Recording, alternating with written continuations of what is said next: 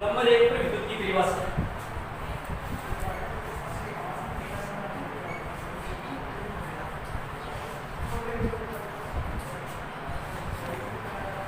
Number 2 पर विद्युत की इकाई।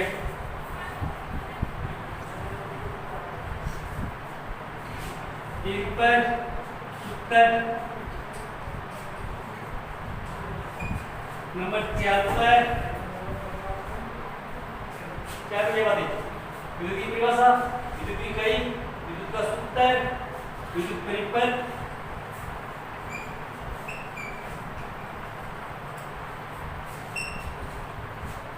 एमीटर,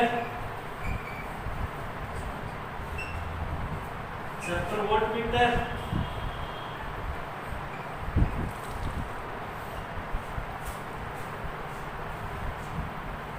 पहले परिभाषा विद्युत की परिभाषा पहले। तो विद्युत की परिभाषा मतलब होती है चालक में अगर आवेश प्रवाहित होता है, चालक में आवेश प्रवाहित होता है उसको बोलते हैं विद्युत धारा। किसी चालक में आवेश के प्रवाह की दर को विद्युत धारा कहा जाता है। ये तो विद्युत की परिभाषा। किसी चालक में आवेश के प्रवाह की दर को विद्युत धारा कहा जाता है। ये सबको मिश्रित इस परिभाषा है। किसी चालक में आवेश के प्रवाह की दर को विद्युत धारा कहते हैं। विद्युत धारा की इकाई होती है एम्पीयर। एम्पीयर विद्युत धारा को एम्पीयर में मापा जाता है। एक वोल्टेज की होती है और एक एम्पीयर की। दो तीन तो जैसे पंप पानी लेता है नीचे उठाएगा पानी, एक तो वोल्टेज आता है 200, 250, 300, 400 वो तो वोल्टेज बताएगा। और दूसरी होती है एम्पीयर, जैसे पंप पानी लेगा नीचे से तो वो अपना पावर बताएगा कितना पावर ले रहा है, उसको बोलते हैं एम्पीयर में। क्योंकि दो मीडियम में जो होती है, एक में होता है ए लिखा हुआ है, एक में बी लिखा हुआ होता है। तो बी वोल्टेज बताता है, ए एम्पीयर बताता है, तो एम्पीयर बताएगा। तो विद्युत धारा की इकाई होती है एम्पीयर। विद्युत धारा की इकाई एम्पीयर होती है। फिर इसका सूत्र होता है, हिंदी में अगर लिखेंगे तो सीधा सूत्र लिखेंगे विद्युत धारा बराबर आवेश बटा समय। एकांक समय में कितना आवेश प्रवाहित होता है उसको बोलते हैं विद्युत धारा। लेकिन यह सूत्र का भी बहुत कम लिया जाता है क्योंकि लिखने में थोड़ा हार्ड पड़ता है। सीधा लिखते हैं विद्युत धारा I बराबर Q by T। Q by T, I का मतलब वो विद्युत धारा, Q आवेश का मात्रक होता है कूलम और T समय। तो I बराबर Q बटा T से लिखा जाता है। तो सीधा सूत्र होता है I बराबर Q बटा T। वो यह I विद्युत धारा, Q आवेश और समय T। फिर होता है चूंकि Q कूलम बराबर होता है N E बटा T।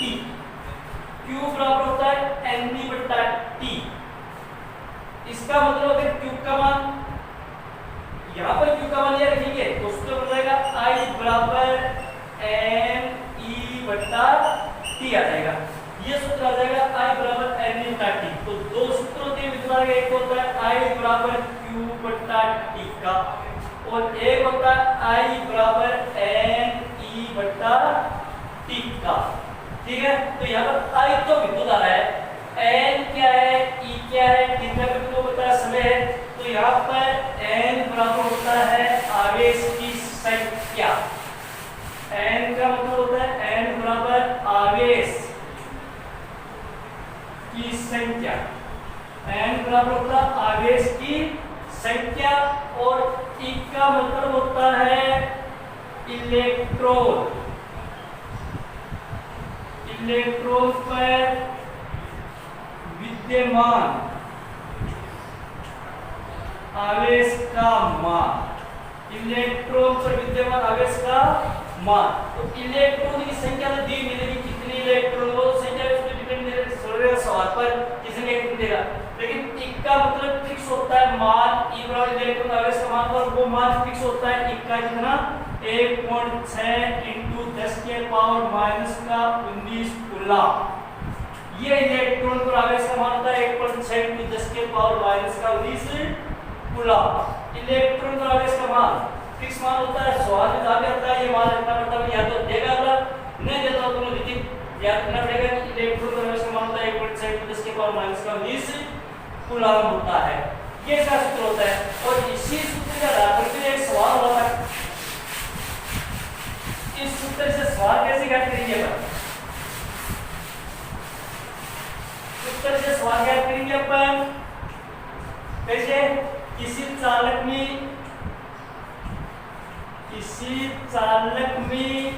5 मिनट में 50 कूलम आवेश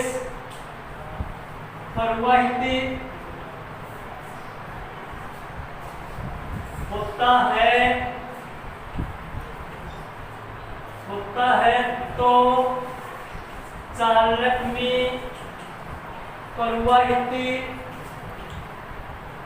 धारा का मान ज्ञात कीजिए। इस तरह का सवाल होता है, किसी चालक में 5 मिनट में 50 कूलम आवेश प्रवाहित होता है तो चालक में प्रवाहित धारा का मान ज्ञात कीजिए। दो बात दी हुई, तीसरी बात को ज्ञात करेंगे। गणित के सवाल से क्या दिया हुआ है, क्या दे रखा है, कैसे ज्ञात करना है, क्या ज्ञात करना है, तीन बातें दी हुई थी यहाँ पर। तो एक तो दे रखा है अपन को, पहले जो दे रखा है वो बात लिख लीजिए अपन। टी का मान दे रखा है 5 मिनट, क्यू का मान दे रखा है 50 कूलम, ये दो बात तो दे रखी। ज्ञात क्या करना है? आई ज्ञात करना है, तो आई क्या आगे प्रश्न वाले चिन्ह लगा दीजिए। तो टी का मान दे रखा है, क्यू का दे रखा है, आई ज्ञात करना है, तो आई वही सूत्र आपका आई बराबर क्यू बट्टा टी, आई बराबर 50/5 और आई बराबर कितना आ गया 10 एम्पियर। आगे इकाई लिखनी पड़ेगी, 10 एम्पियर आ गया। अगर इकाई नहीं लिखेंगे तो बोर्ड में नंबर होता है इकाई का, तो आगे लिखेंगे अपन 10 एम्पियर। तो इस सूत्र से ये सवाल हो जाएगा इस तरह का, टी का मान ये रहा, टी का मान ये रहा, आई ज्ञात करना तो आई को सूत्र लगा लीजिए, आई बराबर क्यू बटा टी लगा लीजिए, आई बराबर 50/5 और आई बराबर 10 एम्पियर आ जाएगा। ये सवाल हो जाएगा इसके आधार पर। आगे बात करते हैं आपके विद्युत परिपथ। किसको बोलते हैं विद्युत परिपथ? फिटिंग होती है घरों में, फिटिंग। विद्युत परिपथ का सीधा सा मतलब होता है विद्युत परिपत्ति, विद्युत के चलने का रास्ता। जिस रास्ते से बिजली चलती है, विद्युत धारा प्रवाहित होती है, उसको बोला जाता है विद्युत परिपथ। ठीक है, ये परिपथ है जहां पर विद्युत धारा उत्पन्न होती है, वहां से लेकर जहां पर इसका उपयोग किया जाता है वहां तक जिस रास्ते से वो चल करके आती है उसी रास्ते का नाम होता है विद्युत परिपथ। शब्दों में तो कैसे लिखेंगे विज्ञान के हिसाब से? शब्दों में तो लिखेंगे कि विद्युत परिपथ एक ऐसी व्यवस्था होती है, व्यवस्था है विद्युत परिपथ। विद्युत परिपथ एक ऐसी व्यवस्था होती है जिसमें विद्युत धारा को विद्युत स्रोत से, जहां पर पैदा होती है बिजली, विद्युत स्रोत से सुचालक तार के द्वारा विद्युत युक्तियों तक, जहां पर विद्युत धारा का उपयोग किया जाता है वहां तक पहुंचाया जाता है, उस साधन का नाम होता है विद्युत परिपथ। सारी परिभाषा लिखी है अपन की विद्युत परिपथ एक ऐसी व्यवस्था है जिसमें विद्युत धारा को विद्युत स्रोत से सुचालक तार के द्वारा विद्युत युक्तियों तक पहुंचाया जाता है, उसे विद्युत परिपथ कहा जाता है। वही बात है जहां पर है बिजली मीटर के पास, वहां से पंखा चल रहा है, पंखे तक आ रही है, बीच में क्या लगा हुआ है? तार लगा हुआ है, सुचालक तार लगा हुआ है। चालू या बंद करने का साधन होता है जिसको हम बटन बोल देते हैं, साधन भाषा में विज्ञान जिसको स्विच या कुंजी के नाम से जाना जाता है। कोई बात नहीं चालू, तो इसी का नाम होता है विद्युत परिपथ। उस विद्युत परिपथ के 4 अवयव होते हैं, 4 भाग होते हैं इसके। एक तो होता है विद्युत स्रोत, एक का नाम होता है विद्युत स्रोत। नंबर 2 होता है सुचालक तार, सुचालक तार। नंबर 3 होता है विद्युत युक्ति। विद्युत युक्ति। और नंबर 4 होता है कुंजी। कुंजी भी बोलते हैं, इसको स्विच भी बोल देते हैं। कुंजी या स्विच होता है। हट का चित्र बनाएंगे अपन, विद्युत परिपथ का सांकेतिक चित्र बनाएंगे अपन, संकेत वाला चित्र बनाएंगे। तो विद्युत स्रोत को तो दिखाते हैं अपन। विद्युत स्रोत का मतलब या तो जहां से विद्युत धारा मिलती है या तो बैटरी से मिलेगी या फिर शेल से मिलेगी। तो विद्युत स्रोत का मतलब होता है वह साधन जिनसे विद्युत धारा प्राप्त की जाती है, विद्युत स्रोत कहलाता है। जहां से विद्युत धारा प्राप्त होती है उसको विद्युत स्रोत बोलते हैं। या तो बैटरी से मिलेगी विद्युत धारा या फिर शेल से मिलेगी। तो ये तो शेल का चिन्ह होता है। एक लाइन बड़ी है, एक छोटी है। बड़ी वाली लाइन प्लस की होती है, छोटी वाली लाइन माइनस की होती है। तो या तो दिखाएंगे एक बड़ी लाइन और छोटी लाइन, उसको शेल बोलते हैं, शेल। या फिर होता है एक बड़ी लाइन, एक छोटी लाइन, फिर बड़ी लाइन, फिर छोटी लाइन, फिर बड़ी लाइन, फिर छोटी लाइन।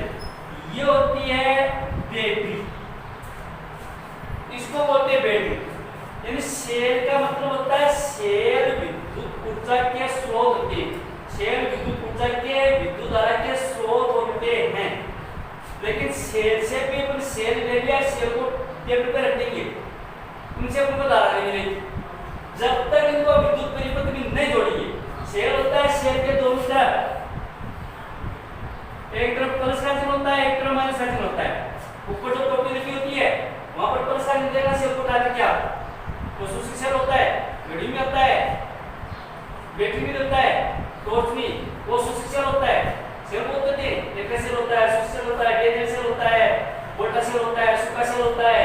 लेकिन जो सूचक शेल होता है अपन जी शेल का उपयोग करते हैं, टॉर्च में काम आता है, घड़ी में वो सूचक शेल होता है। उसको देखना आप देखिए, ऊपर प्लस का चिन्ह मिलेगा, नीचे माइनस का चिन्ह मिलेगा, यहाँ पर 1.5 V मिलेगा वोल्ट। यानी 1.5 वोल्ट की धारा दे सकता है वो शेल। देखा ये विषय को डालेंगे, ऊपर प्लस का चिन्ह मिलेगा, नीचे माइनस का चिन्ह मिलेगा और एक जगह 1.5 V लिखा हुआ मिलेगा। इसका मतलब होता है कि सूचक शेल से एक सूचक शेल होता है 1.5 वोल्ट का होता है। 1.5 वोल्ट तक की धारा दे सकता है। अब इस शेल को अपन टेबल पर रख दिया, देखिए धारा नहीं देगा। क्यों नहीं देगा? क्योंकि इसकी परिभाषा ये होती है कि शेल विद्युत धारा के स्रोत होते हैं, विद्युत ऊर्जा के स्रोत होते हैं। इनको परिपथ में लगाकर विद्युत धारा प्राप्त की जाती है। जब तक एक सूचक डालेंगे, इनका एक सिरा प्लस वाले से जोड़ेंगे, दूसरा सिरा उनका किससे जोड़ेंगे, माइनस ऋणात्मक जोड़ेंगे। यहाँ पर जब अपन विद्युत युक्ति लगाएंगे, बल्ब लगाएंगे तो ही बल्ब जलेगा। अगर उसको रख दिया और पास में बल्ब रख दिया तो नहीं जलेगा, क्योंकि धारा नहीं देगा। जब तक इसको परिपथ में नहीं लगाएंगे तब तक धारा नहीं देगा। तो इसकी परिभाषा यही होती है शेल की, कि शेल विद्युत ऊर्जा के स्रोत होते हैं, इनको परिपथ में लगाकर विद्युत धारा प्राप्त की जा सकती है। और यह संकेत होता है शेल का, एक बड़ी लाइन से दिखाते हैं, एक छोटी लाइन से। बड़ी लाइन प्लस का चिन्ह होता है, छोटी लाइन किसका होता है, माइनस का होता है। ये होती है बैटरी। दो या दो से अधिक शेलों के समूह को बैटरी बोलते हैं। दो या दो से ज्यादा शेलों को अगर जोड़ दिया तो उसको क्या बोलेंगे, बैटरी। टॉर्च में एक ज्यादा शेल होगी, एक से ज्यादा शेल होती है टॉर्च में, इसलिए इसको बैटरी बोला जाता है। तो दो या दो से अधिक शेलों के समूह को जोड़ दें, एक बड़ी एक छोटी, ये शेल एक हो गया, ये शेल एक हो गया, ये शेल एक हो गया। तो दो या दो से अधिक शेलों के समूह को बोला जाता है बैटरी। सुचालक तार का जो संकेत होता है वो इस रूप में दिखाएंगे हम परिपथ में। यह सुचालक तार होता है, यह संकेत सुचालक तार का होता है। विद्युत युक्ति पर इस रूप में दिखाते हैं, बल्ब के रूप में। बल्ब में तो टंगस्टन का फिलामेंट लगा होता है जिससे हमको रोशनी मिलती है, वो टंगस्टन का बना होता है, उसको फिलामेंट के नाम से जाना जाता है। ये बल्ब दिखाएंगे, कुंजी दिखाएंगे, ये इस रूप में कुंजी को दिखाएंगे अपन, स्विच बोलते हैं इसको, कुंजी के रूप में दिखाएंगे। तो अब इन सबको जोड़ेंगे तो विद्युत परिपथ का जो सांकेतिक चित्र होगा वो इस रूप में होगा।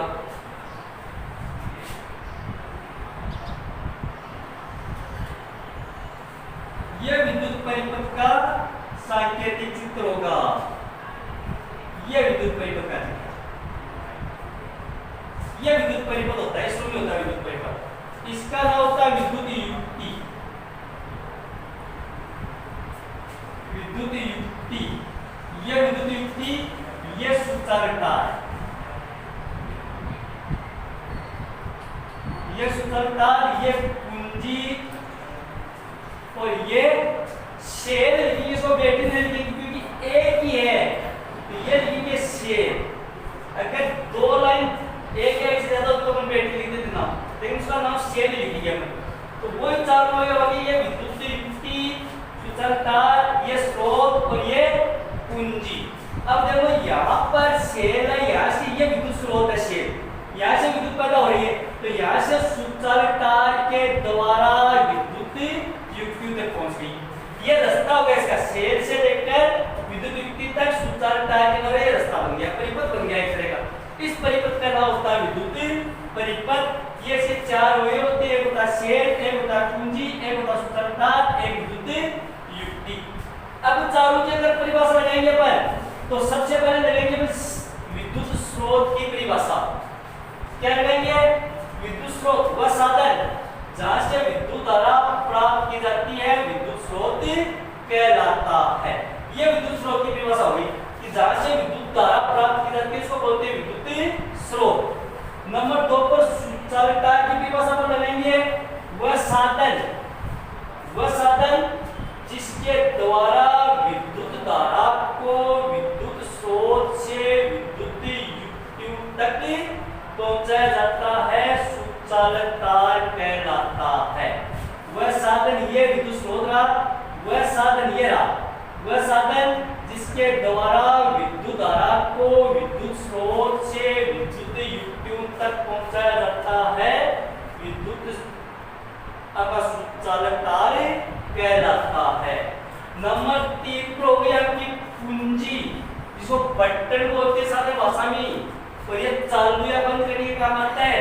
तो ये परिभाषा यहाँ पर डालेंगे, वह साधन या वह युक्ति जिसके द्वारा विद्युत धारा को विद्युत परिपथ में चालू या बंद किया जाता है, कुंजी कहलाती है। एक ही काम होता है कुंजी का, परिपथ में विद्युत धारा को चालू या बंद करना। आखिरी बात आती है आपकी विद्युत युक्ति, वह साधन जहां पर विद्युत धारा का उपयोग किया जाता है। पंखा चल रहा है, पंखा में विद्युत धारा उपयोग है, तो यहाँ पर विद्युत युक्ति पंखा बन गया। तो वह साधन या वह युक्ति जहां पर विद्युत धारा का उपयोग किया जाता है, विद्युत युक्ति कहलाती है। इसके बाद में आगे बात आती है एमीटर की। एक होता है एमीटर, एक होता है वोल्टमीटर।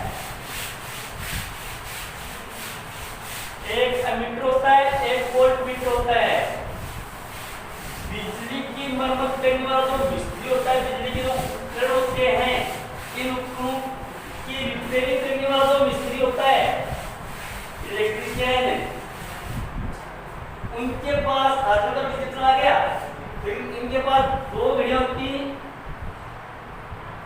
एक में ए लिखा होता है, एक में बी लिखा होता है, एक का नाम एमीटर होता है, एक का नाम वोल्टमीटर होता है। दो तार होते हैं दोनों के नीचे। जैसे किसी विद्युत उपकरण में कोई खराबी आ जाती है, चाहे करंट उसके पास जाती है पर, तो उसको लगा करके देखता है। अगर एम्पीयर वाली घड़ी एम्पीयर बता रही है, तो उसकी गड़बड़ पकड़ लेता है, कितना एम्पीयर लेना चाहिए और कम या ज्यादा ले रहा है, इसका मतलब कुछ न कुछ गड़बड़ है। लेकिन ये जो मीटर होते हैं इलेक्ट्रिशियन के पास, वो सर्टिफाइड नहीं होते, वो सिर्फ काम चलाऊ उपकरण होते हैं। प्रयोगशाला में जो मीटर और वोल्टमीटर होते हैं, वो सर्टिफाइड मीटर वोल्टमीटर होते हैं, उनकी विशेषताएं होती हैं अलग अलग। तो एमीटर क्या होता है? एमीटर होता है किसी भी विद्युत परिपथ में या विद्युत युक्ति में, विद्युत उपकरण में कितनी विद्युत धारा प्रवाहित हो रही है, उस धारा का मापन करता है कौन? एमीटर करता है। तो एमीटर की सीधी परिभाषा ये होती है कि वह उपकरण, वह साधन जिसके द्वारा विद्युत परिपथ में प्रवाहित धारा का मान ज्ञात किया जाता है एमीटर कहलाता है। वह साधन, वह उपकरण जिसकी सहायता से विद्युत परिपथ में प्रवाहित धारा का मान ज्ञात किया जाता है एमीटर कहलाता है। इसका मतलब एमीटर का मुख्य कार्य होता है किसी भी विद्युत परिपथ में कितनी धारा प्रवाहित हो रही है तो धारा का मान बताता है एमीटर। उस एमीटर की जब पहले बताया था कि इसके दो तार लगाना लगे इलेक्ट्रिशियन, तो वहां पर हम बताएंगे कि एमीटर के दो टर्मिनल होते हैं, एक को धन टर्मिनल बोलते हैं, एक को ऋण टर्मिनल बोला जाता है। एमीटर का जो धन टर्मिनल होता है उसको बैटरी के धन सिरे से जोड़ दिया जाता है जब काम में लेते हैं, और इसके ऋण सिरे को बैटरी के ऋणात्मक सिरे से जोड़ दिया जाता है। प्रयोगशाला में जो आदर्श एमीटर होता है उसका प्रतिरोध शून्य होता है, 0.5। अगर किसी उपकरण में 0.5 एम्पीयर की धारा भी प्रयोग हो रही है तो भी एमीटर उसका रिटर्न को आपका पाठ्यांक बता देगा, उसकी रीडिंग बता देगा कि इतनी धारा प्रयोग हो रही है। लेकिन मिस्त्री के पास जो मीटर होते हैं वो इस तरह की रीडिंग नहीं बता सकता क्योंकि इसमें त्रुटियां होती हैं, लेकिन ये आदर्श होता है। तो आदर्श एमीटर का प्रतिरोध है वो शून्य होता है, बिल्कुल अगर थोड़ी सी भी धारा बढ़े तो इसका मान वो बता देगा, बिल्कुल प्रतिरोध पता नहीं करेगा। उस एमीटर को परिपथ में सदैव श्रेणी क्रम में लगाया जाता है। एमीटर को परिपथ में हमेशा श्रेणी क्रम में जोड़ते हैं। किस रूप में जोड़ेंगे एमीटर को? अगर परिपथ में जोड़ेंगे अपन तो इस रूप में जोड़ेंगे एमीटर को, ये विद्युत युक्ति है। यहाँ पर जोड़ेंगे एमीटर को श्रेणी क्रम में, ये इसके धन सिरे को बैटरी के धनात्मक से और ऋण सिरे को बैटरी के ऋणात्मक से जोड़ दिया जाता है। इस तरह में जोड़ा जाता है, यहाँ पर लगाएंगे एमीटर, श्रेणी क्रम में लगाएंगे। तो अब एमीटर के बारे में पूरा जब एमीटर की बात करेंगे तो पूरे एमीटर की बात हो जाएगी कि वह उपकरण या वह साधन जिसकी सहायता से किसी विद्युत परिपथ में प्रवाहित विद्युत धारा का मान ज्ञात किया जाता है एमीटर कहलाता है। एमीटर के दो टर्मिनल होते हैं, इसके धन सिरे को बैटरी के धनात्मक से जोड़ दिया जाता है और ऋण सिरे को बैटरी के ऋणात्मक से जोड़ दिया जाता है। आदर्श एमीटर का प्रतिरोध सदैव शून्य होता है और एमीटर को परिपथ में श्रेणी क्रम में लगाया जाता है। अब इस एमीटर में से तीन क्वेश्चन निकलेंगे, तीन क्वेश्चन निकलेंगे एमीटर में से, और तीनों के तीनों बात ये बताइए कभी भी ये नहीं पता चलता है कि एमीटर किसे कहते हैं, एमीटर को परिभाषित कीजिए, एमीटर का चित्र बताइए, इस तरह का कोई प्रश्न नहीं आता। सिर्फ तीन प्रश्न आते हैं एमीटर में से। तीनों प्रश्नों का उत्तर ढूंढने के लिए एमीटर में जोड़िए, परिभाषा दिखाइए। पहला क्वेश्चन आता है एमीटर का कि एमीटर का मुख्य कार्य बताइए, क्या काम आता है एमीटर। या फिर इसका प्रश्न आता है कि परिपथ में प्रवाहित धारा का मान ज्ञात करने के लिए किस उपकरण का उपयोग किया जाता है, तो अब उत्तर बताइए एमीटर का। नंबर 2 पर प्रश्न आता है आदर्श एमीटर का प्रतिरोध कितना होता है, तो अब बताइए आदर्श एमीटर का प्रतिरोध 0 होता है। नंबर 3 प्रश्न आता है एमीटर को परिपथ में किस क्रम में जोड़ा जाता है, अपन बताइए एमीटर को परिपथ में सदैव श्रेणी क्रम में लगाया जाता है। ये बात हो गई आपके एमीटर की। आगे बात आपकी आपके वोल्ट मीटर की। वोल्ट मीटर क्या होता है? विद्युत परिपथ, ये दो सिरे, एक ए सिरा एक बी सिरा, जब इस विद्युत परिपथ में विद्युत धारा प्रवाहित की जाती है तो विद्युत परिपथ के दो बिंदुओं के मध्य विभवांतर उत्पन्न होता है। उस विभवांतर का मान जिस उपकरण या साधन के द्वारा या युक्ति से मापा जाता है या मान ज्ञात किया जाता है उसका नाम होता है वोल्ट मीटर। परिभाषा में यह लगाएंगे कि किसी विद्युत परिपथ के दो बिंदुओं के मध्य उत्पन्न विभवांतर का मान ज्ञात करने के लिए जिस उपकरण का उपयोग किया जाता है उसे वोल्टमीटर कहते हैं। किसी विद्युत परिपथ के दो बिंदुओं के मध्य उत्पन्न विभवांतर का मान ज्ञात करने के लिए जिस उपकरण का उपयोग किया जाता है उसे वोल्टमीटर कहते हैं। वोल्टमीटर के भी दो ही टर्मिनल होते हैं। अब अपन दो सिरा बोलते हैं, लेकिन यहाँ पर परिभाषा में अपन सिरे नहीं बोलेंगे, यहाँ पर बोलेंगे कि वोल्टमीटर के दो टर्मिनल होते हैं। उसके धन सिरे को बैटरी के धनात्मक से और ऋण सिरे को बैटरी के ऋणात्मक से जोड़ दिया जाता है। आदर्श जो वोल्टमीटर होता है इसका प्रतिरोध अनंत होता है। आदर्श वोल्टमीटर का प्रतिरोध अनंत होता है। वोल्टमीटर को परिपथ में सदैव ही समांतर क्रम में लगाया जाता है, समांतर क्रम में लगाया जाता है। वो तीन के तीन क्वेश्चन वोल्टमीटर विषय निकलेंगे, नंबर 1, नंबर 2 और नंबर 3। पहला क्वेश्चन बनेगा वोल्टमीटर का कि विद्युत परिपथ के दो बिंदुओं के मध्य उत्पन्न विभवांतर का मान ज्ञात करने वाले उपकरण का नाम बताइए। या किस उपकरण से विभवांतर का मान ज्ञात किया जाता है, अपन बताइए वोल्टमीटर का। नंबर 2, आदर्श वोल्टमीटर का प्रतिरोध कितना होता है। आदर्श वोल्टमीटर का प्रतिरोध अनंत होता है। नंबर 3, वोल्टमीटर को परिपथ में किस क्रम में लगाया जाता है, अपन बता देंगे वोल्टमीटर को परिपथ में समानांतर क्रम में लगाया जाता है। वो तीनों के तीनों क्वेश्चन। अब फिर आगे बात आती है कि एमीटर और वोल्टमीटर में अंतर स्पष्ट कीजिए। क्या अंतर होता है दोनों में? एमीटर और वोल्टमीटर में अंतर क्या होता है? एमीटर और वोल्टमीटर में अंतर बताइए। दोनों में क्या फर्क होता है एमीटर और वोल्टमीटर में? तो नंबर 1 बताएंगे, एमीटर विद्युत परिपथ, एमीटर के द्वारा विद्युत परिपथ में प्रवाह धारा का मान ज्ञात किया जाता है। यह तो बताइए एमीटर विद्युत धारा को मापता है। वोल्टमीटर का उपयोग विभवांतर का मापन करने में किया जाता है। नंबर 2 पर आदर्श एमीटर का प्रतिरोध शून्य होता है।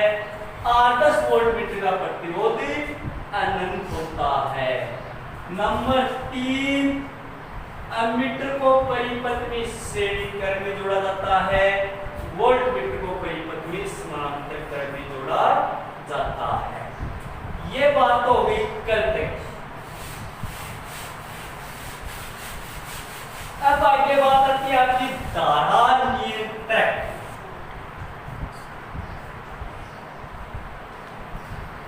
धारा नियंत्रक नाम ही धारा नियंत्रक है, धारा पर नियंत्रण करने वाला साधन। धारा नियंत्रक धारा पर नियंत्रण करने वाला साधन। यह भी परिपथ होता है। इसको परिपथ में दिखाएंगे अपन इसके द्वारा। ये करके ये इसका संकेत होता है धारा नियंत्रक। परिपथ में जहां पर भी इस तरह का चिन्ह सुचालता और सुचालता के ऊपर ये तीर का निशान इस तरह का अगर चिन्ह दिखाई देता है तो इसका मतलब होता है धारा नियंत्रक। क्योंकि विद्युत परिपथ जब अपन बनाएंगे परिपथ तो परिपथ में नाम नहीं लिखेंगे धारा नियंत्रक का, यह चिन्ह दिखाएंगे सिर्फ। और इस चिन्ह के द्वारा अपन याद करेंगे या तो यह होता है या फिर इसको लिखा जाता है इस रूप में। यह भी धारा नियंत्रक चिन्ह होता है। यहाँ पे धारा नियंत्रक चिन्ह और आगे जो जीव विज्ञान वाला पाठ पढ़ेंगे अपन तो इसका नाम होता है क्या? आरएच कारक। यहाँ पे इसको लिखेंगे आरएच कारक। यहाँ पे धारा नियंत्रक और यहाँ पर आरएच कारक। ये चिन्ह होता है इसका। इस चिन्ह के द्वारा लिखेंगे सुचालकता और पट्टी का चिन्ह, ये धारा नियंत्रक होता है। परिभाषा सीधी सी बढ़िया, धारा नियंत्रक धारा पर नियंत्रण करने वाला साधन।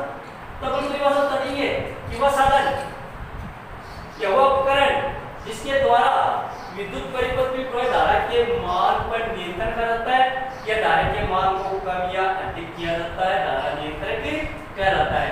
वह साधन वह उपकरण जिसके द्वारा विद्युत परिपथ में प्रवाहित धारा के मान को कम या ज्यादा किया जाता है या धारा के मान पर नियंत्रण किया जाता है, धारा नियंत्रक कहलाता है। इसे RH के द्वारा दिखाया जाता है, ये ऐसा संकेत होता है। और धारा नियंत्रक को भी हमेशा ही परिपथ में श्रेणी क्रम में लगाया जाता है। सदैव भी धारा नियंत्रक को श्रेणी क्रम में जोड़ा जाता है, समांतर क्रम में नहीं जोड़ेंगे इसको।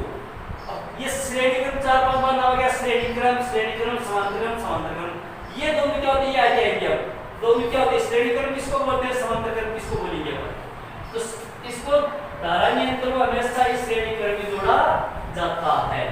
धारा नियंत्रक कितनी बात है कि धारा को नियंत्रित करने वाला उपकरण होता है, श्रेणी क्रम में जोड़ा जाता है। श्रेणी क्रम और समांतर क्रम से पहले एक शब्द आया था आपका प्रतिरोध। 3-4 बार नाम आ गया प्रतिरोध। इसको R के द्वारा लिखिए, बड़ा R से लिखिए, इसका संकेत बड़ा R होता है प्रतिरोध। ये प्रतिरोध क्या होता है, प्रतिरोध घर से चले स्कूल के लिए और रास्ते में कोई रुकावट आ गई, रोक जाए, बाधा होगी, तो जो बाधा पैदा होती है उस बाधा का नाम होता है प्रतिरोध। विद्युत धारा आ रही है, विद्युत धारा आ रही है, विद्युत धारा आते आते बीच में रुकावट आ गई, आगे रही है। जहां पर विद्युत धारा स्रोत था वहां से सप्लाई होगी विद्युत धारा, लेकिन बीच में रुक गई। जहां पर पहुंचना था विद्युत तक नहीं पहुंची, बीच में रुकावट आ गई। इसी रुकावट का नाम होता है प्रतिरोध। परिभाषा क्या लिखेंगे अपन, किसी चालक में आवेश के प्रवाह की गर्मी उत्पन्न बाधा को प्रतिरोध बोलेंगे।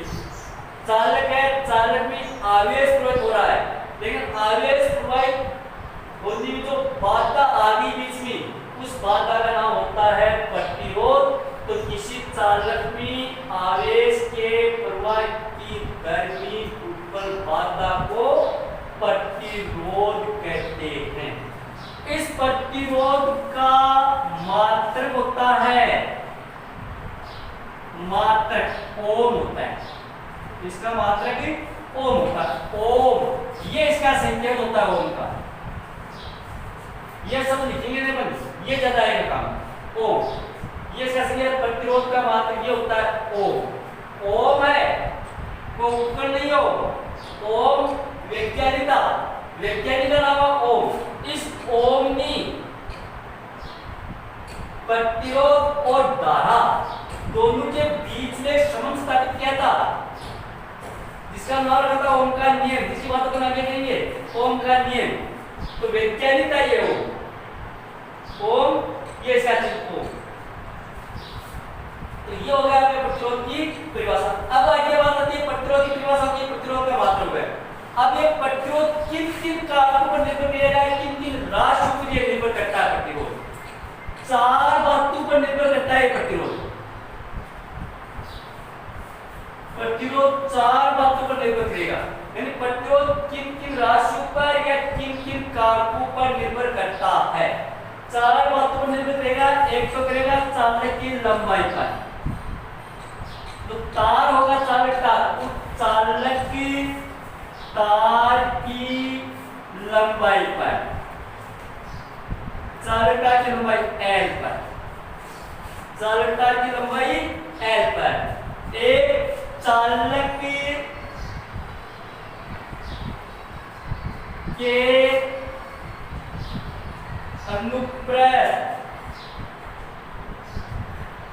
अनुप्रस्थ काट पर, यानी मोटाई बोलते हैं, अनुप्रस्थ काट बोल दो या मोटाई बोल दो, चालक की मोटाई पर,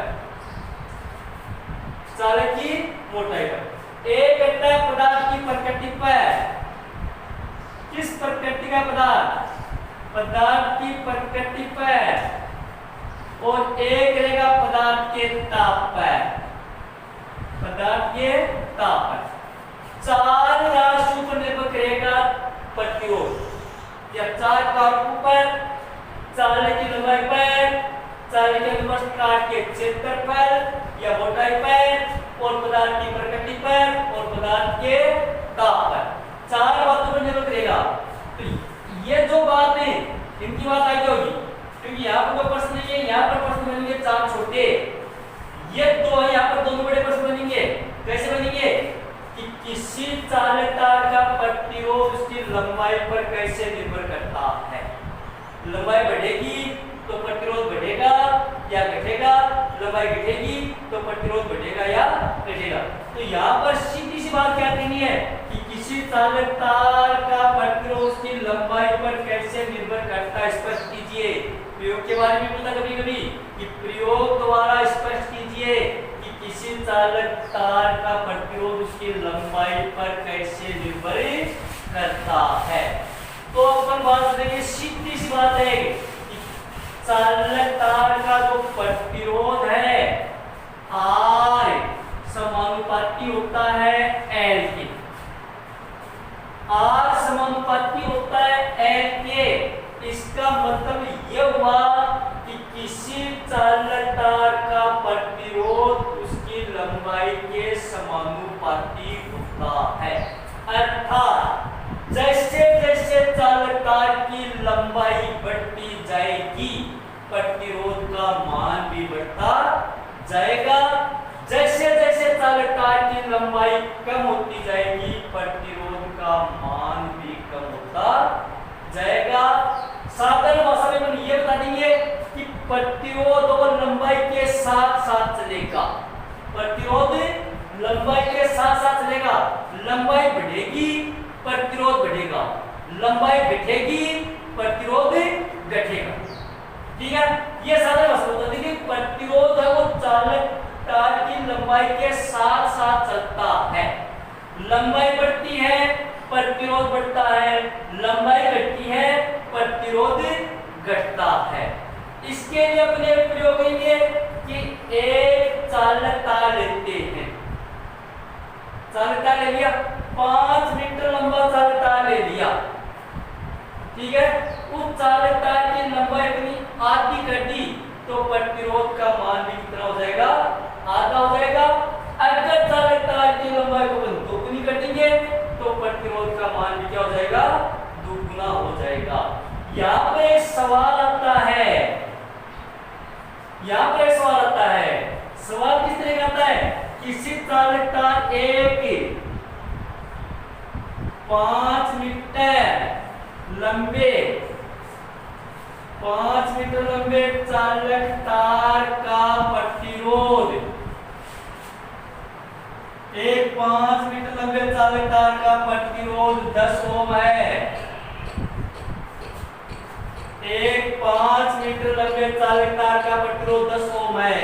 यदि चालक तार की लंबाई, यदि चालकतार की लंबाई आधी कर दी जाए तो प्रतिरोध का मान ज्ञात कीजिए। यह सवाल आता है इस तरह का इतिहास स्कूल से कि एक 5 मीटर लंबे चालकतार का प्रतिरोध 10 ओम है। यदि चालकतार की लंबाई आधी कर दी जाए तो प्रतिरोध का मान ज्ञात कीजिए। इससे बाहर याद करेंगे अपन, 5 मीटर लंबा चालकतार है, उसका प्रतिरोध 10 ओम है। चालकतार की लंबाई आधी कर दी, बात अभी वही है कि प्रतिरोध और लंबाई के साथ साथ चलता है। लंबाई बढ़ेगी प्रतिरोध बढ़ेगा, लंबाई घटेगी प्रतिरोध घटेगा। तो 5 मीटर लंबा है, उसका 10 ओम है, लंबाई आधी कर दी, यानी 5 की 2.5 कर दी, 2.5 आधी चालकतार की लंबाई आधी होती है, प्रतिरोध का मान भी क्या हो जाएगा, आधा हो जाएगा। तो प्रतिरोध का मान कितना हो जाएगा, 5 ओम हो जाएगा। जैसे चालकतार की लंबाई आधी की तो प्रतिरोध का मान आधा हो जाएगा। अगर यहाँ पर प्रश्न उल्टा जाए कि 5 मीटर लंबे चालकतार का प्रतिरोध 10 ओम है, यदि चालकतार की लंबाई दुगुनी कर दी जाए तो प्रतिरोध का मान कितना होगा, तो प्रतिरोध का मान कितना हो जाएगा, 20 हो जाएगा, दुगुना हो जाएगा। चालकतार की लंबाई आधे करके प्रतिरोध का मान आधा, और चालकतार की लंबाई दुगुनी करते ही प्रतिरोध का मान भी दुगुना हो जाएगा, लंबाई के साथ साथ रहेगा। यही तो बात होता है कि जो ट्रांसफार्मर जितनी ज्यादा लंबी लाइन होती है, विद्युत धारा रास्ते में उतनी ज्यादा विद्युत धारा का उतना होता है। विद्युत स्रोत से जितनी विद्युत धारा बहती जाती है वो लाइन जितनी लंबी होगी बिजली की, अंतिम जो स्थानों का जहां उपयोग हो रहा है वहां तक पूरा वोल्टेज मिलेगा। एक लाइन 10 पोल पर है, एक लाइन 2 पोल पर है, तो वोल्टेज ज्यादा किसको मिलेंगे? जिनकी दूरी कम उससे ज्यादा वोल्टेज मिलेगी, क्योंकि लंबाई के साथ साथ मिलेगा। ज्यादा लंबाई होगी तो प्रतिरोध का मान ज्यादा होगा, लंबाई कम होगी तो प्रतिरोध का मान कम होगा। अगला जो प्रश्न आपका वो होता है चालकता की मोटाई पर कैसे डिपेंड करता है वो। तो इसका उल्टा है, किसी भी चालकता का प्रतिरोध है वो उसकी मोटाई के व्युत्क्रमानुपाती होता है। R व्युत्क्रमानुपाती होता है 1/e। मोटाई के उल्टा होता है, सीधा मतलब ये है कि चालकता की मोटाई बढ़ेगी तो प्रतिरोध का मान घटेगा, चालकता की मोटाई अगर घटेगी तो प्रतिरोध का मान बढ़ेगा। उल्टा होता है, चालकता जितना ज्यादा मोटा होगा प्रतिरोध का मान उतना ही कम होगा, चालकता जितना ज्यादा पतला होगा उतना ही प्रतिरोध का मान ज्यादा होगा। यानी R व्युत्क्रमानुपाती होता है 1/e के मोटाई के उल्टा होता है, विपरीत चलता है मोटाई के। जितना तार मोटा होगा प्रतिरोध का मान उतना कम होगा, तार जितना पतला होगा प्रतिरोध का मान उतना ही ज्यादा होगा। मोटी सी बात साथ जो लंबी लंबी लाइन होती है बिजली की, दूर से आती उसके तार मोटे मोटे होते हैं। अपना ट्यूबवेल पर वापस की लाइन आओ बिना तार पतला है, लेकिन लंबी जो लाइन होती है ताऊ सा पेट्रोल जितनी लंबी लाइन होती है उसके तार उतनी ज्यादा मोटे होते हैं। क्यों बनाते हैं मोटे? ये नहीं बनाते कि भाई दूरी जाता है तो टूट जाएंगे, वो प्रतिरोध का मान कम करने के लिए इस तरह से बनाया जाता है कि दूर से लाइन आ रही है, अगर तार पतले हो चालकता की मोटाई कम होगी तो जितनी विद्युत धारा है वो रास्ते में ज्यादा खर्च होगी, ज्यादा व्यय हो जाएगा, अंतिम स्थान तक पहुंचेगा नहीं, घाटा ज्यादा होगा, बिजली ज्यादा आगे जाएगी नहीं। तो चालकता की मोटाई बढ़ा देंगे, तो मोटाई बढ़ाने का मतलब होता है जैसे जैसे मोटाई बढ़ाते चलेंगे प्रतिरोध का मान कम होता जाएगा, घट जाएगा प्रतिरोध का मान। इसलिए जितनी लंबी लाइन होती है उसके जो तार होते हैं उतनी मोटे बनाए जाते हैं। वो इसी बात को ध्यान में रखें कि प्रतिरोध का मान कम करने के लिए बाधा कम से कम उत्पन्न हो, ये होता है आपका प्रतिरोध। अब बात आती है आपके श्रेणी क्रम को। श्रेणी क्रम 3-4 बार नाम सुन गया आपने श्रेणी क्रम। एक होता है समांतर क्रम, एक श्रेणी क्रम होता है, एक समांतर क्रम होता है। श्रेणी क्रम का मतलब होता है एक चित्र होता है छोटा, वो चित्र अगर समझ में आ गया तो आराम से अपनी भाषा बता दोगे आप। सूत्र होता है आपका 3 प्रतिरोध तार R1, R2 और R3, आगे कितने जोड़ दो, कितना जोड़ते 3 प्रतिरोध तार क्रमशः R1, R2 और R3 इस प्रकार से जुड़े हो या इनको इस प्रकार से जोड़ दी कि ये जो R1 है ये 3 तार है, इसका नाम तो R1 है, ये R2 है और ये R3, ये 3 तार के टुकड़े बड़े, ये 3 तार के टुकड़े बड़े, 3 तार के टुकड़े, 4 तार के टुकड़े बड़े। तो 3 प्रतिरोध तार क्रमशः R1, R2 और R3 इस प्रकार से समझो कि R1 का ये इसका पहला सिरा, ये इसका दूसरा सिरा, R2 का ये पहला सिरा, R2 का ये दूसरा सिरा, R3 का ये पहला सिरा, ये दूसरा सिरा। तो 3 प्रतिरोध तार क्रमशः R1, R2 और R3 इस प्रकार से समझो कि R1 का पहला सिरा विद्युत परिपथ से ये विद्युत परिपथ, ये कुंजी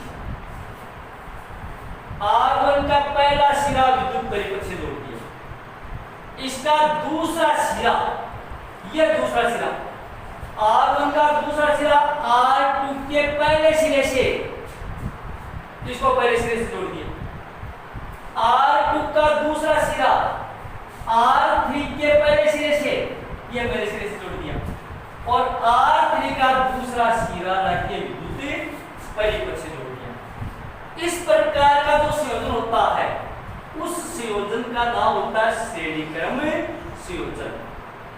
कैसे बताएंगे? तीन प्रतिरोध तार क्रमशः R1, R2 और R3 इस प्रकार संयोजित हो कि R1 का पहला सिरा विद्युत परिपथ से जुड़ा हुआ हो, इसका दूसरा सिरा R2 के पहले सिरे से, R2 का दूसरा सिरा R3 के पहले सिरे से और R3 का दूसरा सिरा विद्युत परिपथ से संयोजित हो, तो इस प्रकार के संयोजन को श्रेणी क्रम संयोजन कहा जाता है। श्रेणी क्रम संयोजन में तीन है R1, R2 और R3। श्रेणी क्रम संयोजन में तुल्य प्रतिरोध का मान, इन तीनों का मान किसके बराबर होगा? तुल्य प्रतिरोध का मान अलग अलग प्रतिरोधों के योग के बराबर होता है, अर्थात R बराबर R1 plus R2 plus R3 होता है और इसी को बोलते हैं श्रेणी क्रम संयोजन का नियम कहा जाता है।